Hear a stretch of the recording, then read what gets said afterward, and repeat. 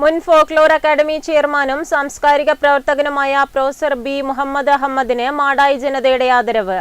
സംസ്കൃതി മാടായി സംഘടിപ്പിച്ച ആദരവ് പരിപാടിയും പ്ലാവല പുരസ്കാര സമർപ്പണവും മാടായി PCC ഹാളിൽ കേരള നിയമസഭാ സ്പീക്കർ AN ഷംസീർ ഉദ്ഘാടനം ചെയ്തു. ആദർശ ജീവിതം മുന്നോട്ട് വെച്ചൊരു മനുഷ്യൻ, ജീവിതത്തിലുടനീളം നല്ല ആദർശം വെച്ച് പുലർത്തിയ ഒരു മഹാനായ അധ്യാപകനായിരുന്നു ശ്രീ മുഹമ്മദ് അഹമ്മദ്.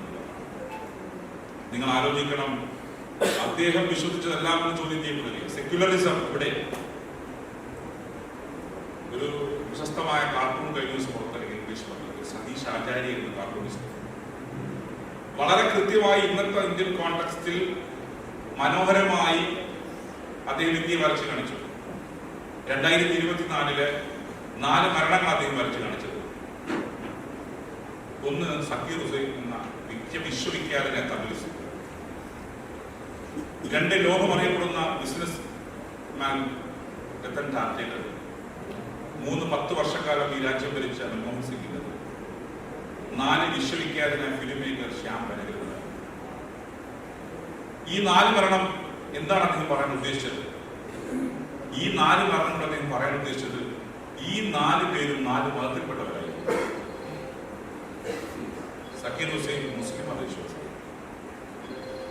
മൻമോഹൻ സിംഗ് സിഖ് മതവിശ്വാസിയായി, രത്തൻ ടാറ്റ പാർസി മതവിശ്വാസിയായി, ശ്യാം ബെനഗൽ ഹിന്ദു മതവിശ്വാസിയായി. പക്ഷെ ഇവരാരും അറിയപ്പെട്ടത് മതത്തിന്റെ പേരിലല്ല, ഇവരെല്ലാം അറിയപ്പെട്ടത് ഇന്ത്യക്കാരൻ എന്ന പേരിലാണ്. ഇന്ത്യൻസ്. ഇവരാരും തന്നെ മുസ്ലിം, പാർസി, സിഖ്, ഹിന്ദു എന്ന പേരിൽ അറിയപ്പെട്ടത്.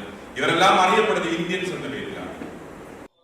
രാജ്യം അപകടകരമായ ഘട്ടത്തിലൂടെയാണ് കടന്നുപോകുന്നത്. മുഖ്യമന്ത്രി നടത്തിയ പരാമർശം പോലും തെറ്റായി വ്യാഖ്യാനിക്കുന്നു. പ്രതികരിക്കുന്നവരെ വർഗീയവാദിയാക്കി മാറ്റുകയാണെന്നും സ്പീക്കർ AN ഷംസീർ പറഞ്ഞു. സ്പീക്കർ AN ഷംസീർ ഉപഹാര സമർപ്പണം നിർവഹിച്ചു. TV രാജേഷ് അധ്യക്ഷത വഹിച്ചു.